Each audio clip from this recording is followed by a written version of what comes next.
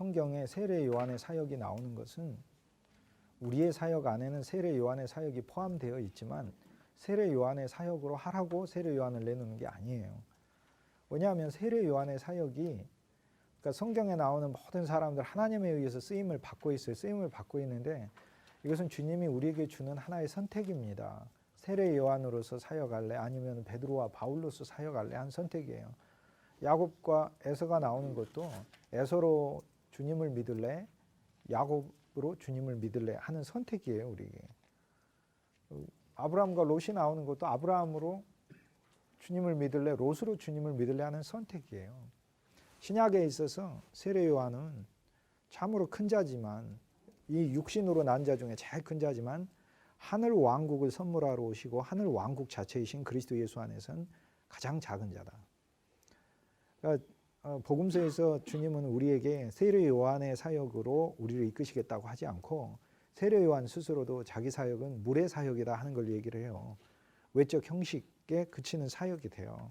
물론 세례 요한은 많은 사람들을 건져냅니다. 그러나 세례 요한이 궁극적으로 이야기하는 것은 내 뒤에 오시는 이 즉 그리스도 예수와 그리스도 예수의 복제가 된 그의 사도들은 물로만 세례를 줄 뿐 아니라 영으로 세례를 주는 자들이다.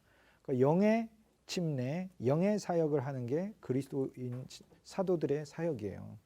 그래서 우리가 하는 사역은 기본적으로 어떤 그 말씀 자체에 대한 그런 세례 요한적인 의미의 사역만 하신다 생각하면 안 되고 말씀 안에 그리스도의 영이 있어서 그 영 안에 담기게 하고 빠져들어가게 하는 사역을 하는 것이다. 그러기 위해서 주님이 복음서에서 제자들을 뽑아서 3년 반 동안 목양하고 그리스도 예수의 영으로 채웠던 그 과정이 우리 안에서 살아있는 말씀에 실제로 매일매일 먹어질 때 우리는 세례 요한 같은 단순한 전파자에서 끝나는 것이 아니라 공급자가 되죠. 영이 되죠. 바울은요. 예를 들어 세례 요한은 너희가 믿을 때 성령을 받았느냐 하면서 안 받았네. 세례 요한은 내 뒤에 오시는 이가 너희에게 성령을 줄 것이다. 그런데 바울은 그렇지 않아요. 너희가 받은 세례가 무슨 세례냐 그러니까 요한의 세례다 그러니까 요한의 세례 그러면 너희는 물로는 세례를 받았으나 영으로는 세례를 받지 아니하리다. 너희가 받을 때 세례를 받을 때 성령을 받았느냐. 바울은요. 그래서 안 받았습니다. 그러니까 그러면 열심히 기도해라. 그러면 네가 성령이 임할 거다 이렇게 하지 않았어요. 그 자리에서 하나님의 영을 공급하는 거예요. 근데 이제 여기서 우리가 한 가지 이제 생겨요. 그럼 우리는 어떻게 공급할 것인가? 그럼 우리도 예를 들어서 이 일면에서 성령 충만하십시오 하는 게 좋은 설교 같은데 가장 안 좋은 부흥사는 성도들 보고 알아서 충만하라는 방법을 얘기하는 사람. 기도 열심히 하면 기도 열심히 하면 충만해지는 게 아니고요. 기도를 열심히 하는 것 자체가 이미 충만한 거예요. 하나님의 영으로 충만하지 않고서는 기도를 열심히 할 수가 없어요. 그러니까 새 언약의 사역자들 우리가 옛 언약의 사역자가 아니라 옛 언약은 모형, 새 언약의 모형들이잖아요. 전부 다. 새 언약의 사역자가 된 우리들은 영의 사역자들이다. 그러면 영으로 우리는 하나님의 영으로 봉사한다. 하나님의 영으로 공급한다 하는 건데 그러면 그걸 뭐 어떻게 하는 거냐. 바울은 있는 사람에게 바로 성령을 줬어요. 생각해 보세요. 예수님의 말씀의 복음이라는 건 우리가 믿음 안에서 취해서 가져갈 수 있는 걸 말을 하는 겁니다. 우리는 성령 충만하라고만 이야기할 뿐 아니라 성도를 실제로 성령 충만하게 할 수가 있어요. 어떻게? 믿음 안에서. 여러분은 예수님 안에서 이미 성령 충만해요.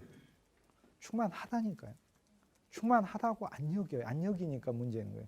우리에게는 믿음을 아는 거하고 착각하는 경우가 있어요. 아는 것과 믿는 것은 진짜 다른 거예요. 이거는. 아는 것은 아는 것인 거고요. 믿는 거는 여김을 말해요. 어린아이가 예를 들어 내가 슈퍼맨이라고 여기면 진짜로 막 뛰어내려요. 여기서. 자기가 슈퍼맨이라고 여기니까 TV에서 높은 TV에서 뛰어내려가지고 지 혼자 떨어지면 되는데 TV까지 같이 떨어져가지고 같이 깨졌어요. 엄마가 물어봤어. 왜 TV 위에 왜 올라갔는데 그러니까 슈퍼맨 영화 보다가 자기도 슈퍼맨이라는 생각이 들어서 올라가서 뛰어내렸다는 거예요. 자기가 뭐라고 생각하면 정말 그렇게 되게 돼 있어요. 근데 슈퍼맨은 실제하지 않잖아요. 실제도 아니고. 그러니까 내가 아무리 슈퍼맨이라고 생각해봐야 난 슈퍼맨이 될 수가 없어요. 근데 성경이 말하는 믿음은 우리 안에서 진짜 그것이 실제가 될 수 있는 믿음을 말해요. 왜냐하면 그리스도 예수가 살아있으니까. 그러니까 내 안에 그리스도 예수가 살아있다는 그 믿음은 가짜의 믿음이 아니라 실제로 가져오는 믿음이다 그 얘기예요. 그러니까 오늘날 성도들은 예수님을 알아요. 예수님에 대해서 이야기하고 있고 예수님에 대해서 충분히 알고 있어요. 그런데 사실 충분히 알고 있는 것도 아니고 자기가 생각하고 관념하는 그거에 그 예수님만 알고 있는. 근데 진짜 믿음은 역임에서 시작돼요. 역임. 그러니까 이 역임을 제가 지난주부터 계속 이야기를 했는데, 그래서 우리는 새 언약 아래서 성도들이 하나님의 성령으로 충만한 것을 늘 여기게 해야 된다 하는 거예요. 제가 원래 이 얘기를 하려고 하는 이유는 뭐냐면 오늘날 한국교회의 많은 면들이 옛 경륜 아래에 있어요. 구약의 경륜 아래 또는 옛 그 율법적 경륜 아래서 사역을 하려고 하는 부분들이 참 많아요. 근데 그뿐 아니라 이제 정통과 전통은 틀려요. 전통은 우리 안에 우리도 모르게 고착화돼 버린 어떤 흐름들을 전통이라고 부르고, 정통이라는 것은 그것과 또 전혀 별개 새로운 거잖아요. 그리스도의 길이 정통이잖아요. 오늘날 우리에게 있어서는 지금 우리가 뭘 바꿀 수는 없어요. 그런데 한 가지 감사한 것은 여러분이 사역을 하시면서 여러분은 새롭게 시작을 하실 수 있어요. 그러니까 감사한 거예요. 자, 순환절이잖아요. 예수님이 십자가에서 죽은 것을 기념하는 것이 그 기독교 본류가 아니에요. 예수님이 십자가에서 죽으신 이유가 뭔데? 좀 있으면 이제 다음 주 예수님 부활하셔. 예수님이 부활한 걸 축하하고 있어요. 이 온 우주에서 제일 신비한 일은 우주의 탄생이에요. 사람이 죽었다 살아나는 일은 별일 아니에요, 사실. 온 우주를 만든 일보다 더 신비한 일이 어디 있어요? 없지. 끝도 없고 한도 없는데. 근데 왜 온 우주를 만든 창조일은 3월 1일 날이라든지 예를 들어서 뭐 그렇게 히브리 전승에 하면 3월 1일이랬는데 3월 1일 날로 창조절로 지키면서 매주일 창조절이 매해 3월 첫 주를 창조절로 왜 안 지킵니까? 왜? 훨씬 더 큰 일인데. 예수님이 죽음에서 살아나신 건 예수님한테 아무 일도 아니에요. 이거는 세계적인 축구 선수가 메시 같은 선수가 그냥 드리블 한 정도에 불과한 거예요. 예수님한테는. 예수님은 예수님이 부활하시기 전에도 이미 당신이 부활이고 생명이셨고 나사로도 살리고 수가성 나인성 과부의 아들도 살리고 하셨어요. 예수님께는 사실상 예수님이 죽으시고 예수님이 부활한 그거를 축하하는 것이 우리 기독교가 아니다. 예수님이 죽으신 것은 나를 죽이시기 위해 죽으신 거예요. 그러니까 우리 옛 아담 아래에 있는 모든 자들이 옛 아담 아래 상태에서는 고칠 수 없는 존재예요. 폐차돼야 되는 존재예요. 그래서 그리스도의 십자가는 우리를 폐차시킨 사건이에요. 우리를 완전히 끝내고 종결시킨 사건이에요. 그러니까 우리가 안 죽으려고 하니까 시간과 공간을 초월해서 그리스도 예수께서 당신의 십자가에서 우리를 죽이시려고 죽으신 사건이에요. 그리고 우리가 주와 함께 살아날 수 있는, 우리가 주님과 함께 살아난 것이 부활인데 예수님이 혼자 죽음을 깰 수 있다는 걸 보여준 거예요. 그분은 본래 영원한 생명이시라 새삼스럽게 죽음에서 살아나는 걸 예수님이 죽음에서 살아났다고 축하하는, 예수님한테 축하하는 것은 세계적인 노벨 수학상을 받은 교수가 2차 방정식 풀었다고 우리가 대단하다고 이야기하는 거 똑같다니까요. 그러니까 2차 세계적인 노벨 수학자가, 노벨상을 받은 수학자가 곱하기를 했다고 우리가 세계에서 너무 곱하기를 하신 날이다 하면서 축하하고 있는 거하고 똑같다 이 말이에요. 이게 지금 무슨 얘기 하는지 여러분 들으셔야 돼요. 오늘날의 순환절, 오늘날의 부활절은 예수님이 죽고 예수님이 살아나신 날을 기념하는 날이 돼버렸어요. 그거는 기독교 본질이 아니다 그 얘기예요. 예수님이 죽으신 것은 우리가 옛사람 옛창조 안에서 우리를 끝내야 되기 때문에 우리를 담아서 죽이신 것이니까 예수님이 죽어야 돼. 사실 예수님이 죽어야 될 이유는 없죠. 예수님도 육신으로 태어나는 한에 있어서는 죽어야 될 이유가 생겨버리신 거죠. 왜? 마리아의 후손으로 육신으로 오시면서 마리아의 육신 자체가 끝내야 될 육신이시기 때문에 그 마지막 아담으로 오셨으니까. 그러니까 예수님이 십자가에서 죽으신 것은 온 인류의 대표일 뿐 아니라 대표라는 말에는 모든 걸 포함하는 것이에요. 예수님을 위하여 그럴 때 우리가 로마서 5장에 보면 우리를 위하여 대신, 위하여나 대신이라는 단어, 헬라어 이 단어는 위페르라는 단어인데 우리가 이거를 많이 착각하고 있어. 이 단어를. 이 단어의 의미는 우리가 for 이러니까 위하여 이렇게 해서 예수님이 나를 위하여 죽으셨다 그럴 때 십자가가 나는 여기 있고 예수님이 날 위해 죽었다는 굉장히 간접적인 걸로 이야기를 하는데, 헬라어의 이 위페르라는 이 단어는 본질적으로 무엇을 가리키냐면 내 자리 위에서 나를 덮어서라는 뜻이에요. 나를 덮어서 죽으신 거예요. 그러니까 내 자리 위에서 나를 덮어서 죽으신, 이게 위페르예요. 그러니까 그리스도의 십자가는 예수님이 죽은 것을 기념하는 것은 예수님을 놀리는 것이고, 사실 창세전에 아버지의 독생자가 죽으실 이유가 뭐가 있어요? 죄를 지었어요? 뭐를 했어요? 옛사람 아담 아래 모든 인류가 끝나야 하기 때문에, 모든 인류 안 죽잖아요. 하나님은 우리 보고 율법을 줘서 죽어보라고 했더니 안 죽잖아요. 죽을 수가 없잖아요. 우리가 우리 자신인데 어떻게 죽어요? 우리가 우리 자신인데 우리의 예창조를 어떻게 끝내냐고. 못 끝내지. 우리의 예창조를 끝낼 분은 우리를 예창조로 창조하신 창조주 외에는 우리의 예창조를 끝낼 수가 없어요. 그래서 그리스도께서는 십자가에서 예창조로 종결하신 것이라. 십자가는 예창조의 종결이라. 그러므로 그리스도의 십자가는 사실상 나의 종결인 거예요. 나의 종결. 근데 오늘날은 예수님이, 그러니까 중세천년이 뭐가 잘못됐는지 이제 여러분이 보셔야 돼요. 로만 캐톨릭이 누구의 죽음을 슬퍼하고 있는지. 예수님의 죽음은 무엇의 죽음도 슬퍼해야 될 죽음이 아니에요. 절대. 나의 죽음도 슬퍼해야 될 것이 아니라 나는 감사해야 돼요. 나의 죽음을 그리스도의 십자가 안에서. 예수님의 죽음도 감사해야 될 죽음이에요. 그런데 이것을, 예수님의 죽음을 슬퍼하는 순환절로 천년간 지켜와 버렸어요. 중세가.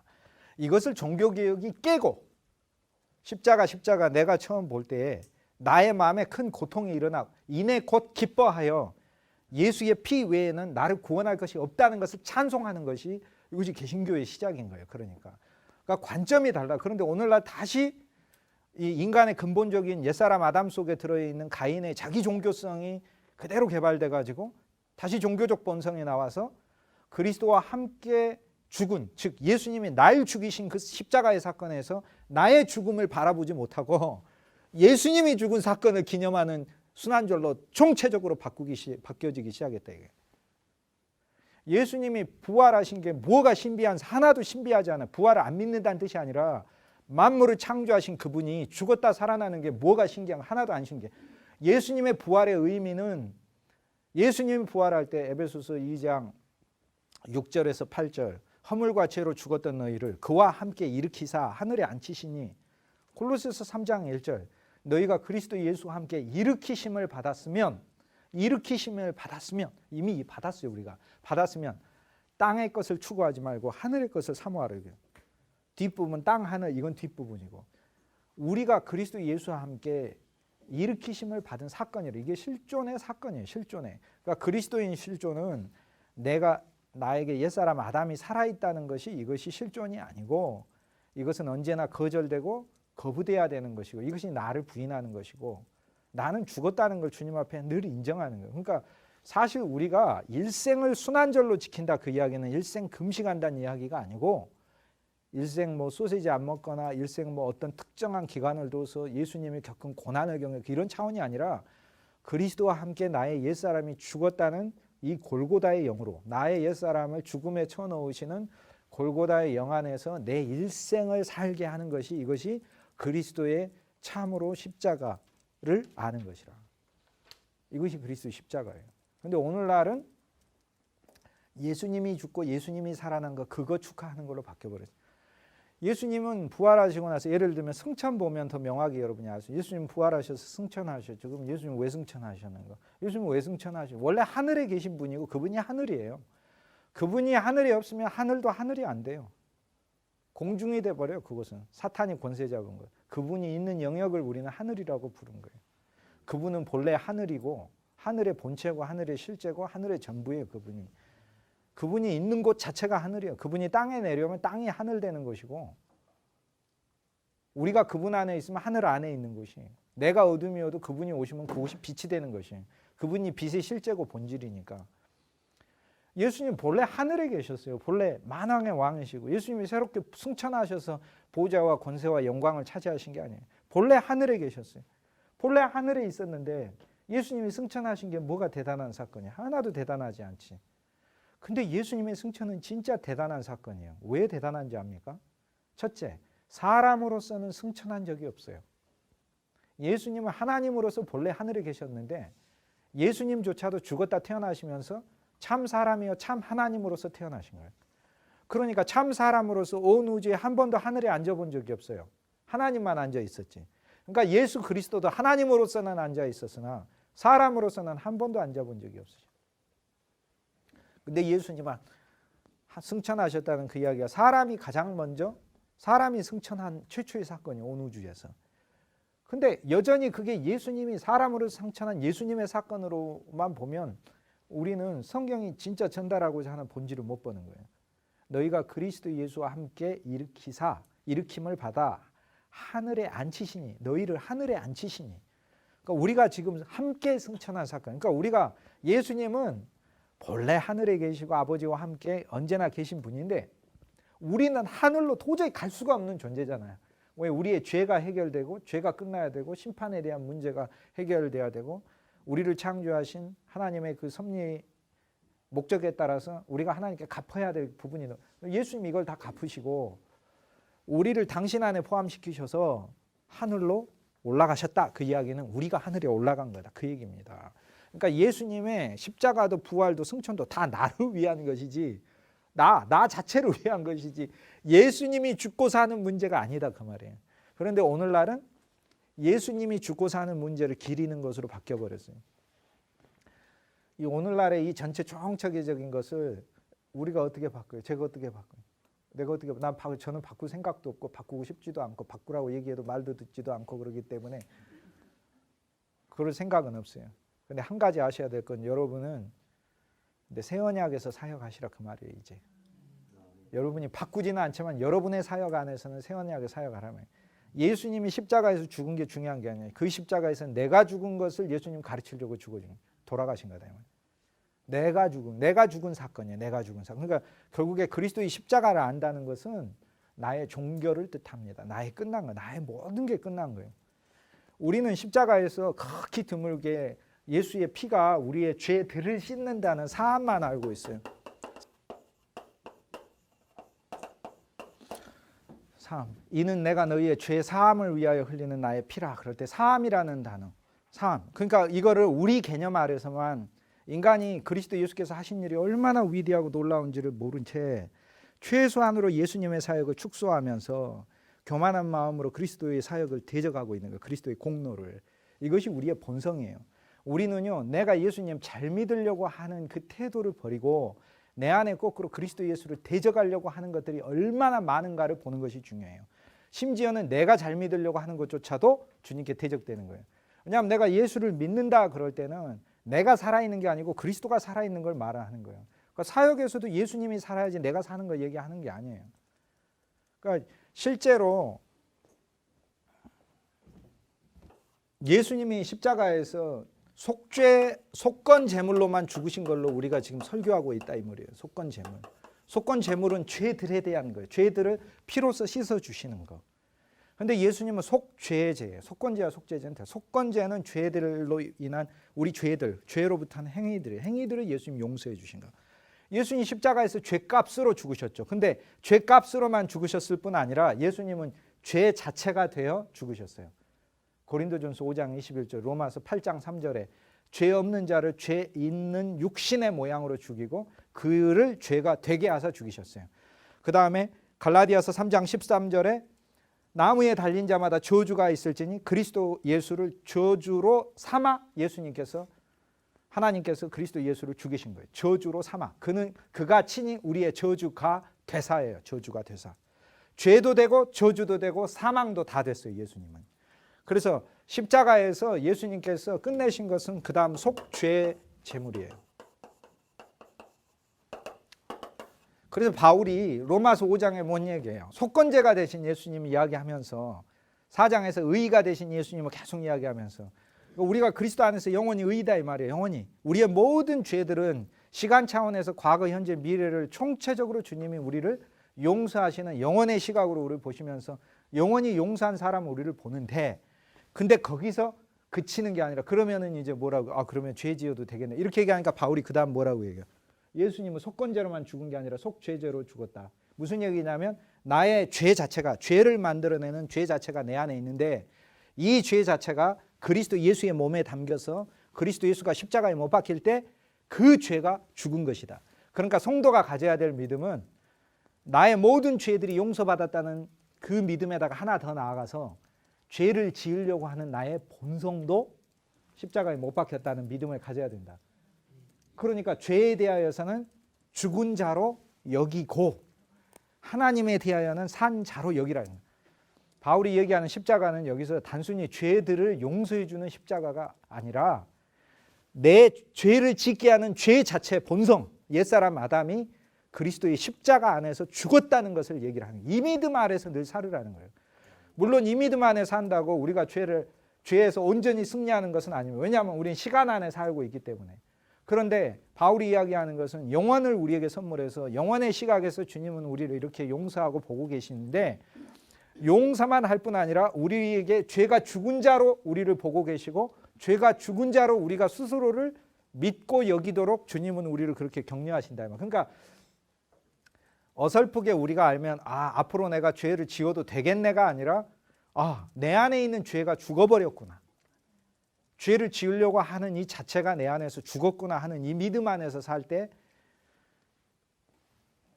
우리는 그리스도 예수 안에서 그 믿음을 통해서 죄에 대한 이김이 나오게 된다는 거예요.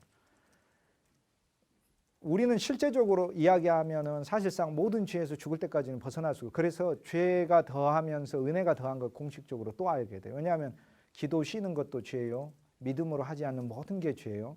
마음에서 나오는 그리스도의 명령과 계명 바깥에 있는 것이 모든 것이 죄이기 때문에 사실상의 우리 삶 자체가 죄 범벅이 돼서 살 수밖에 없어요. 그런데 그런 우리를 긍휼히 여기고 주님의 피가 씻을 뿐만 아니라 의롭다 하신 뿐만 아니라 의로움의 실제이신 그리스도께서 우리 안에 계셔서 내가 대하여 죄에 대하여 죽은 자로 여기고 살기를 원한다 그 말이에요. 거꾸로 여기고 살기를. 근데 그 여김을 통해 나는 실제적으로 내 믿음 안에서 이제 승리가 나올 수 있는 거예요. 그러니까 이 십자가에서 우리는 심판으로서의 제물만 생각하는데 심판 제물, 예수님의 죽음은 심판 제물만이 아니다. 속죄제로서 죄 자체를 죽이신 것이다. 근데 죄만 죽인 게 아니라 바울은 예수님이 십자가에서 죽으시면서 모든 것을 포함해서 다 죽였다 얘기해요. 초등학문도 죽었어요. 우리의 정과 욕심이 함께 못 박혔대요. 세상이 거기 못 박혔대요. 세상뿐 아니라 나의 옛사람도 못 박혔대요. 다 못 박혔어요. 그러니까 다 끝난 거예요. 그러니까 예수님의 십자가는 한마디로 나의 모든 것을 끝낸 십자가예요. 다. 근데 오늘날 우리는 그리스도께서 나의 모든 것, 그러니까 예수님이 진짜 원한 것은 날마다 내가 살 때 나의 옛사람의 모습 안에는 절망도 있고 슬픔도 있고 염려도 있고 옛사람 속에는 세상에 대한 미련이 있고 세상에 대한 욕망이 있고 죄도 있고 그러잖아요. 그런데 주님은 그 옛사람이 실제라고 믿고 살지 말고 그리스도 안에서 네가 태어났다는 내 안에서의 새로 태어난 바로 그 존재가 너의 실존이라고 믿고 살기를 주님은 우리를 그렇게 격려하시는 거예요. 그러니까 그 믿음 안에서 우리가 살아갈 때 우리가 갖는 이 믿음은 죽은 자에 대한 믿음이 아니에요. 산 자이신 살아있는 하나님 그분에 대한 믿음이기 때문에 그분이 바로 이 믿음을 통해서 우리의 믿음을 살아있는 것으로 역사하게 만드시는 것이다. 그러니까 오늘날 이제 우리가 다 하나님의 사역을 하시는 분들이라 제가 그래서 말씀드리는 거예요. 이 과목이 단순히 종교로서 무슨 순환주일날 뭐 많이 하고 부활주일날 뭐 많이 하고 그런 거 얘기하는 거 아니에요. 사실 주님은 우리가 매일 매 순간마다 그리스도의 십자가 죽음이란 건 나의 옛사람의 죽음이잖아요. 옛사람의 죽음 안에서 살기를 원하시는 거고 갈라디아서 2장 20절처럼 내 안에 그리스도 예수만 사시니까 그 그리스도 예수만 사신다는 그 믿음 아래서 우리의 추구와 강구는 우리의 어떤 환경에서든지 우리 속에 살아계신 그리스도 예수 당신만 드러나기를 원합니다. 내가 창으로 찔리는 순간에도 내가 대제사장 만나고 내가 헤롯을 만나고 내가 빌라도를 만나고 심지어는 나와 함께 같은 길을 걸어가는 사람들조차도 나를 버리고 배신하는 그 순간에서도 나는 그리스도 당신이 십자가에 보여주었던 바로 그 모습이 내 안에서 그리스도 당신 바로 그분이 나타나고 이것이 우리의 추구가 된. 그러므로 순환절을 지킨다는 것은 일생 우리 옛사람을 죽음 아래 놓는 것을 말하는 것이지 1년에 한 번 예수님이 죽었다, 예수님 살아났다 이걸 축하하고 기념하는 것은 사실상 예수님을 조롱하는 것에 뭐 조롱하려고 하는 마음은 아니죠. 아니지만은 바울이 봤을 때는 너희가 언제까지나 어린아이 젖먹이 크리스찬들의 수준에 있느냐 그렇게 얘기하는 것이 되는 거죠. 젖먹이 크리스찬. 물론 나이가 어렸을 때 어린 아이들이 뭐 노래 부르고 그러면은 우리가 무슨 K-팝 무슨 또는 복면가왕 심사위원들처럼 앉아가지고 마디에서 잘했네 못했네 막 하면서 그렇게 듣지는 않습니다. 어린 아이니까. 근데 바울이 이야기하는 건 그리스도 예수 안에서 우리는 성장하고 장성해야 된다 그 얘기하고 있잖아요. 그러니까 오늘날은 기독교가 예수님이 한 일을 기리는 종교가 돼버렸어요. 예수님의 얼굴 사진을 베로니카라고 그러는데 예수님 얼굴 사진이 이렇게 생겼을까 저렇게 생겼을까 그거 찾고 다니는 거예요. 그리스도의 얼굴은요 어떻게 찾아요? 너희 안에 그리스도 예수의 형상이 이루어져서 그리스도 예수의 형상이 이루어지면 저절로 우리 얼굴이 예수님 얼굴로 나오잖아요. 평강의 얼굴, 감사의 얼굴, 기쁨의 얼굴, 용서와 용납의 얼굴로 나오잖아요. 그리스도 예수가 있는 만큼 나오는 거죠. 없으면 세상의 얼굴이 나오는 거. 그러니까 우리가 찾아야 될 베로니카, 참 예수님의 얼굴은 예수님의 얼굴이 찍혔다는 그 손수건이나 이런 건 다 모형이고 가짜고 진짜 우리 속에 그리스도의 살아있는 형상이 돼서 우리 얼굴을 통해 그리스도 얼굴이 나오는 이게 베로니카다 이 말이에요. 그런데 1000년 동안 기독교는 그런 베로니카 찾으러 다녔다 그 얘기입니다. 그런 베로니카. 순례를 한다는 것이 이 세상을 우리 본향으로 생각하지 말고 우리의 본향은 하늘에 있고 우리 시민권은 하늘에 있어서 하늘길을 걸어가는 것이 순례인데 1000년 동안 기독교는 이성자가 태어난 거 예수님이 여기 베들레헴 태어났대 예수님이 여기 나사렛에 태어났대 그 길 지상에 있는 그 길 걸어 다니는 게 순례로 생각하고 그걸 순례라고 불렀다니까요. 그러니까 다 모형을 하는 데서 그러니까 오늘날은 여러분들은 더 깊이 들어가서 그 실제 안에 들어가서 그 실제를 가르치고 실제로 사역하는 대로 나아가야 된다. 이것이 바로 제가 말씀드리는 세례 요한의 사역에서 바울과 베드로의 사역으로 더 바뀌고 교환되는 것이다. 성도가 예수의 부활을 체험해야 예수님의 부활을 체험해야 하는 것이 더 체험은 근데 체험을 하라 그러면 그것도 또 목회자로서 합당한 게 아니에요. 목회자는 그건 선생님이나 해줄 수 있는 이야기지 목회자라는 건 목양하는 것인데 이 양에게 직접적으로 젖을 그러니까 하라고 하는 게 아니라 믿음 안에서 했음을 고백하게 하는 거예요. 믿음 안에서. 그러니까 예수님이 부활한 거 기념하는 교회가 그게 정상적인 교회입니까? 모두가 부활 안에 사는 게 정상적인 교회입니까? 모두가 예수의 부활 생명으로 환경이 사망처럼 보이고 환경이 저주요 환경이 어둠이요 내 자신이 환경이 다른 거 내 주위만이 아니라 내 마음도 환경인 거예요. 나의 환경이요. 나 자체를 바라보면 어둠이요 저주요 흑암이요 하나도 소망이 없지만 예수 그리스도께서 부활하신 그리스도가 골로새서 1장 27절에 우리 안에 영광의 소망으로 계심으로 이 부활하신 그리스도를 가지고 있다는 게 이게 바로 부활절인 거예요. 이 부활절. 고린도전서 15장 부활절 이야기를 하면서 바울이 뭐라고 얘기해요? 그리스도께서 부활하셔서 마리아에게 나타나시고 게바에게 나타나시고 12제자에게 나타나시고 그 위에 70인에게 500인에게 나타나시고 그 다음에 누구에게 나타났어요? 만삭되지 못한 나에게도 나타나셨다. 이렇게 돼 있어요. 우린 성경을 아무리 살펴봐도 복음서에서 예수님이 바울에게 나타났다는 이야기 본 적이 없어요. 어디서 봅니까? 어디서? 사도행전 9장에서 봅니다. 그죠? 근데 그게 부활하신 예수예요. 그 고린도전서 15장에서 바울이 하고자 하는 얘기 뭐예요? 부활하신 예수 그리스도가 베드로에게 나타났다, 도마에게 나타났다, 안드레에게 나타났다, 마리아에게 나타났다, 300명에 나타나고 500명에 나타났다, 바울 나에게도 나타났다. 그 다음 누구에게 나타난 거예요? 그러니까 우리한테 나한테 나타났다. 지금 고린도전서 15장을 통해 그 부활의 예수가 어디 있나를 가르쳐주고 있는 거예요. 부활의 예수 니들 속에 지금 너한테 있다. 그러니까 그 부활하신 예수가 니들 속에 부활 생명으로 지금 있는 것이다. 모든 사망을 이미 이기신 생명으로 있는 것이다. 모든 옛 창조를 다 끝내신 생명으로 있는 것이다. 지금 그 얘기를 하고 있는 거예요. 그러니까 예수님이 부활한 게 중요한 게 아니고 부활하신 그 그리스도 예수가 지금 나한테 오셔서 부활 생명으로 있는 거. 이걸 위해 예수님이 부활하신 것이다. 예수님이 부활하신 이유는 자기가 죽음에서 깨어난다는 것만 이미 보여줬어요. 생애에서 나인성 과부를 누가복음 7장에서 살리시고 요한복음 11장에서 나사로를 살리심으로 이미 보여주셨어요. 이미 예수님은 이미 사람 얼마든지 살리실 수 있고 죽음을 깨시는 분이라는 걸 보여주셨어요. 예수님이 부활하신 이유 자체는 주와 함께 죽었던 우리를 함께 살리시기 위해서 그분 안에 살리시고 살리신 그 존재 안에 새 존재로 우리를 만드신 다음 그 새 존재 안의 생명은 옛 아담 생명이 아니라 그리스도 예수 당신 새 생명인 그분을 우리에게 넣어서 살리신 것이다. 그리고 그리스도 예수는 부활하신 생명으로 그러니까 지금 내 안에 있어서 예수님 부활한 게 중요한 게 아니고 그리스도 안에서 내가 부활한 사건이니까 이처럼 중요한 것이요. 그러므로 성도가 지켜야 될 부활절은 날마다 매 순간 부활 안에 사는 거죠.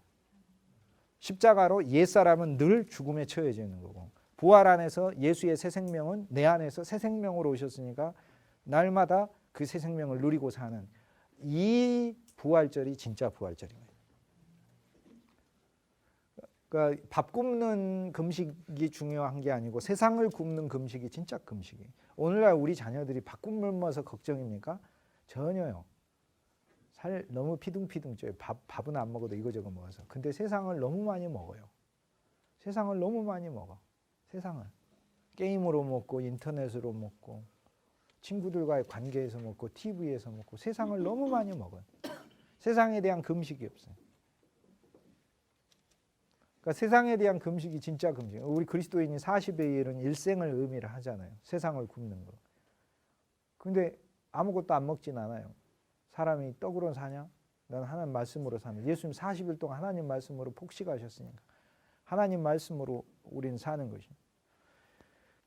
부활절을 먼저 정하고 전했어요. 원래 초대교회에 있어서는 유대 달력에 따라서 니산월 14일 되는 유대 달력으로 크리스천들이 부활절, 순환절과 부활절을 지키려고 했었는데 기독교가 국교가 되면서 로마력, 줄리우스 카이사르가 사용한 로마력을 사용하기 시작하면서 로마력이 가지고 있는 어떤 영적 의미를 유대력이 가지고 있는 영적 의미보다 더 표면에 내세우기 시작했어요. 예를 들면 예수님은 참 태양이시잖아요. 우리가 착각하고 있는 게 범신론은 뭐냐면 저 태양이 예수님이라고 믿는 거예요. 저 태양이 신이다 이러고 믿는 거고 성경이 말하는 거는 저 태양은 참 태양의 모형이라고 믿는 거예요. 이해가세요 이제? 그러니까 그리스도 예수가 모든 것이다 그렇게 얘기할 땐 저 나무가 그리스도 예수다 그 뜻이 아니라 저 나무는 그리스도 예수의 모형을 얘기해요. 그런데 어떤 무식한 사람이 이게 플라톤 철학이라 그러는데 플라톤 철학은 아니에요.